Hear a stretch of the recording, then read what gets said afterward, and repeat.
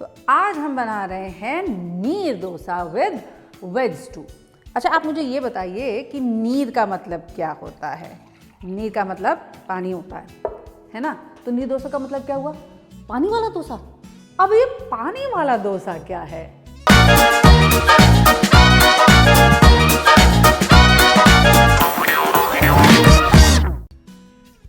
जी हाँ, सही सुना आपने। नीर डोसा का मतलब होता है पानी वाला डोसा। और इस डोसे के लिए आपको चावल भिगोकर रखने की जरूरत भी नहीं पड़ेगी। और सरप्राइज सरप्राइज, इस डोसे में दाल भी नहीं पड़ती है। लेकिन हाँ, एक ऐसा इंग्रेडिएंट और मैं ऐड करूंगी जिससे मेरे डोसास बनेंगे सॉफ्ट, एकदम सॉफ्टेस्ट सॉफ्ट। और हाँ, इसका एक परफेक्ट मैच बनाएंगे अपने नीर डोसा के साथ वेज स्टू बनाकर।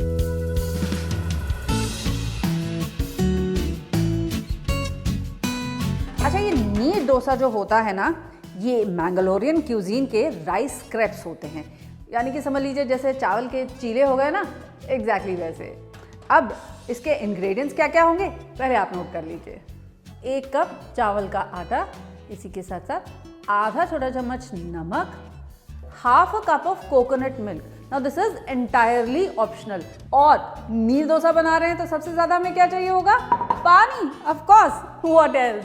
तो चलिए पहले नीर डोसा का बैटर बना लेते हैं। सो टू मेक माई बैटर, मैं सबसे पहले तो लेने जा रही हूँ यहाँ पर 1 कप चावल का आटा। अब इस 1 कप चावल के आटा में मैं डालूंगी 1 कप पानी भी, और ऐड करूंगी आधा छोटा चम्मच नमक, और ऐड करूंगी आधा cup coconut milk. Now coconut milk is entirely optional. जितना मैंने कोकोनट मिल्क ऐड किया ना, उतना ही आप इसमें पानी भी और ऐड कर सकते हैं, यानी कि 1.5 कप पानी इन दैट केस आप ऐड करेंगे। अब इसे मिक्स कीजिए, इसका एक स्मूथ लम्प फ्री बैटर बना लीजिए।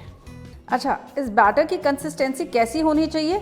जैसे कि मट्ठा या छाछ, बटर मिल्क के जैसी कंसिस्टेंसी होनी चाहिए। तो ये अभी थोड़ा थिक है, तो अभी मैं इसमें आधा कप पानी और ऐड करूंगी। अब ये देखिए, इसका जो कंसिस्टेंसी है एकदम फ्री फ्लोइंग हो गई है, बटर मिल्क या छाछ के जैसी। इसे मैं 10 मिनट के लिए रेस्ट करने के लिए छोड़ दूंगी। तो जब तक हमारा बैटर रेस्ट करता है ना, आप एक काम कीजिए, आप वेज स्टू के इंग्रेडिएंट नोट कर लीजिए। स्टू बनाने के लिए मैं यूज़ करूंगी 4 से 5 छोटी इलायची, 2 छोटे टुकड़े दालचीनी के, इसी के साथ साथ 5 से 6 आप लौंग भी ले लीजिएगा। इसी के साथ थोड़ा करी पत्ता चाहिए होगा मुझे, और थोड़े जिंजर जूलियंस भी। अच्छा, वेजिटेबल्स में ना मैं इस्तेमाल करूंगी 1 गोभी का, इसी के साथ प्याज जिसे हम पतला और लंबा स्लाइसेस में कट कर लेंगे, पोटैटोज, गाजर, थोड़े से बीन्स ले लेंगे, थोड़ी सी हरी मटर भी। Other than this I would be needing coconut milk as well. जो वेज स्टू होता है ना, उसका एक बहुत ही इंपॉर्टेंट इंग्रेडिएंट होता है ये कोकोनट मिल्क। आप नोटिस करें, इसमें कोई लाल मिर्च नहीं है, क्योंकि हम इसमें ऐड करेंगे 2 से 3 हरी मिर्च भी। तो ये हरी मिर्च भी इसमें ले ली जाएंगी। तो हरी मिर्च प्रोवाइड करेंगी इसे हीट, और कोकोनट मिल्क देगा एक हल्की सी स्वीटनेस। ये सारे मसाले देंगे उसको एक बढ़िया सा फ्लेवर, और ये वेजिटेबल्स ऑफ कोर्स बॉडी। अब गाजर को ना हम गोल गोल स्लाइसेस में कट कर लेंगे। बहुत महीन स्लाइसेस नहीं कट करनी है हमको, 1/2 इंच थिक इसकी स्लाइसेस कट कर लेंगे। पोटैटोज को डाइसेस में कट कर लेंगे। कॉलीफ्लावर के फ्लोरेट्स रिमूव कर लेंगे। इसे चेक कर लीजिएगा, कहीं इसमें कोई जीव जंतु तो नहीं छुपे हैं। और यहीं आती है आपकी tip number 1 of the day, जो ये कहती है कि कॉलीफ्लावर के फ्लोरेट्स को अगर आप थोड़े नमक और हल्दी के पानी में 5 से 7 मिनट के लिए भिगो करके रख देंगे ना, तो इसके सारे के सारे जो जीव जंतु हैं वो भी निकल आएंगे, और साथ ही साथ में ये क्लीन भी हो जाएगा। But because I am not using हल्दी इन माई प्रेपरेशन टुडे, मैं हल्दी की जगह इसमें ऐड करूंगी आधा छोटा चम्मच विनेगर। अब इसको भी हम 5 मिनट के लिए ऐसे ही भिगो करके छोड़ देते हैं, ताकि ये गोभी जो है ना वो अच्छे से साफ हो जाएगी। अब ऐसे ही इन बीन्स को भी मैं चॉप कर लेती हूँ। थोड़ा बड़ा बड़ा ही चॉप करेंगे, जस्ट अबाउट 1/2 इंच अगेन। अब लेते हैं एक छोटा सा प्याज, और इसको भी हम फाइन स्लाइस कर लेंगे। Now this done, time to get out a pot to make this stew. तो पहले लेते हैं पैन में 2 टेबलस्पून ऑयल। तेल जब गर्म हो जाएगा ना, तब इसमें ऐड करने जा रहे हैं हम अपने खड़े गरम मसाले, जिसमें जैसे मैंने आपको बताया था छोटी इलायची है, और छोटी इलायची को आप हमेशा खोल करके ऐड कीजिए, और यही है आपकी tip number 2 of the day. मोटी इलायची हो या छोटी इलायची हो, just crack them open to get the maximum flavour out of it.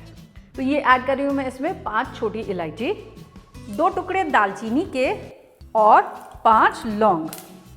और ये है आपकी tip number 3 of the day कि लौंग का फूल अगर आप तोड़ के ऐड करेंगे ना, तो ये लौंग तेल में जाने के बाद उछलेगी नहीं, it will not burst out. As a result you will not burn yourself. अब ऐड करते हैं इसमें ये स्लाइस्ड अनियंस, और इसे सौते कर लेंगे जब तक अनियंस जो हैं वो पिंक नहीं हो जाते। अनियंस को ब्राउन नहीं करना है हमको, इनको बस हल्का सा गुलाबी कलर लाना है। तो ये देखिए अनियंस पिंक हो चुके हैं। अब इसमें ऐड करेंगे हम अपनी सारी वेजिटेबल्स, लेकिन पहले इनको वॉश करेंगे तब। ये आधा कप मटर, स्वाद के अनुसार नमक, 1 कप पानी, जिंजर जूलियंस, 2 से 3 हरी मिर्च जिसे मैं इस तरह से स्लिट करके ऐड कर दूंगी इसमें। अच्छा, इसी के साथ थोड़े से करी लीव्स भी मैं इसमें तोड़ करके ऐड कर दे रही हूँ। अब इसे स्टर कर दीजिए और इसको कवर करके हम कुक कर लेंगे जब तक ये वेजिटेबल्स जो हैं वो हाफ कुक नहीं हो जाती हैं। अब ये देखिए वेजिटेबल्स हाफ कुक हो चुकी है ना। अब इसमें ऐड करेंगे हम 1 कप कोकोनट मिल्क, और यही आती है आपकी tip number 4 of the day, जो ये कहती है कि अगर आपके पास कोकोनट मिल्क नहीं है तो परेशान होने की कोई बात नहीं है भाई। बस नारियल को कद्दूकस कर लीजिए, थोड़े से पानी के साथ मिक्सी में उसे चला लीजिए और किसी कपड़े से छान लीजिए, हो गया कोकोनट मिल्क रेडी। अब इन वेजिटेबल्स को कवर करके हम तब तक कुक कर लेंगे जब तक कि ये सारी की सारी वेजिटेबल्स जो हैं वो फुल्ली कुक नहीं हो जाती, और हमारा स्टू रेडी हो जाएगा। Now our stew is also well cooked. Vegetables भी इसकी टेंडर हो चुकी हैं। अब इसमें थोड़े से करी लीव्स में और ऐड कर दूंगी और गैस को कर दूंगी बंद, और इसे ढक के रख दूंगी ताकि करी लीव्स का फ्लेवर स्टू थोड़ा सा और अब्जॉर्ब कर ले। यहाँ ये जो बैटर रेस्ट कर रहा था ना, ये बैटर वापस लेकर आते हैं और यहाँ चढ़ाते हैं अपना तवा। परफेक्ट नी डोसास बनाने का टिप नंबर 1, जैसे मैंने आपको बताया था, आपका बैटर जो है वो किस कंसिस्टेंसी का होना चाहिए? बटर मिल्क के जैसी कंसिस्टेंसी का होना चाहिए। टिप नंबर 5, आपका जो तवा है वो गर्म होना चाहिए, बहुत तेज गर्म, so that immediately on pouring the batter it should start cooking itself। अब एक प्याज आधा कट कर लेते हैं और इस प्याज को आप ऐसे एक फोक में लगा लीजिए। Now this will help us to clean our तवा। तो ये क्या हो गई आपकी next tip of the day. To clean your dosa tawa what you need is an onion. अब 2 से 3 बूंद आप तेल पहले तवे पे ऐड कीजिए, बस ज़्यादा नहीं, और इस तेल को इस प्याज के साथ आप क्लीन कर दीजिए। अब ये जितना एक्स्ट्रा ऑयल है ना, इसे किसी टिश्यू के साथ आप वाइप करके क्लीन कर दीजिए। तवा हो चुका है गरम, अच्छे से गरम। इस पे अब पोर करेंगे हम अपना बैटर। ध्यान इस बात का रखेंगे, कटोरी को आपको तवे पे बैटर को ऐसे जैसे हम रेगुलर डोसा फैलाते हैं ना, वैसे नहीं फैलाएंगे। इसे टेढ़ा कीजिए and just spread this around like this. इस डोसा को हम कवर करके कुक करेंगे। 3 से 4 मिनट कुक करने के बाद कवर हटा दीजिए और फिर थोड़ा सा ऑयल इस पे ऐड कर दीजिए। This will help your dosas to become crisp. हो सकता है आपके डोसास जो हैं वो क्रैक करने लग जाएं। इन दैट केस आप अपने बैटर की कंसिस्टेंसी को चेक कीजिएगा, कहीं ऐसा तो नहीं कि वो बहुत ज़्यादा थिक या बहुत ज़्यादा थिन हो गया है। In that case adjust the consistency till you get your right dosas. अब ये देखिए कितनी ईजीली ये डोसा जो है पैन से उतर आएगा। Now what do I do, इसे पहले मैं एक प्लेट में निकाल लूँगी and then I will fold this over. तो चलिए और डोसास बना लिए जाएं। अब इस नीर डोसा का मज़ा आप इस स्टू के साथ तो ले ही सकते हैं, इसी के साथ साथ कोकोनट चटनी के साथ, गन पाउडर चटनी के साथ, एग करी के साथ, चिकन करी के साथ, और यहाँ तक कि दूध और गुड़ के साथ भी ले सकते हैं, ठीक वैसे जैसे इसे मैंगलोरियन क्यूजीन में एंजॉय किया जाता है। तो हो गए रेडी हमारे नीर डोसास भी, और इसी के साथ साथ ये वेज स्टू भी। अलग ही लेवल की खुशबू है भाई इसमें। तो अब क्या किया जाए, अरे भाई प्लेट में निकाला जाए और इसका मजा लिया जाए थोड़े से गन पाउडर, कोकोनट चटनी के साथ। तो जब तक मेरा बैटर रेस्ट करता है ना, तब तक आप एग का सॉरी हटो एक मिनट, और इसे कवर करके हम कुक कर लेंगे जब तक कि हमारी सारी की सारी स्टू जो है वो अरे अब इन वेजिटेबल्स को हम कुक कर लेंगे जब तक कि ये क्या नहीं हो जाती हैं। अरे अब इन वेजिटेबल्स को हम फुल्ली डन कर लेंगे। डन नहीं, डन होता है पंकज।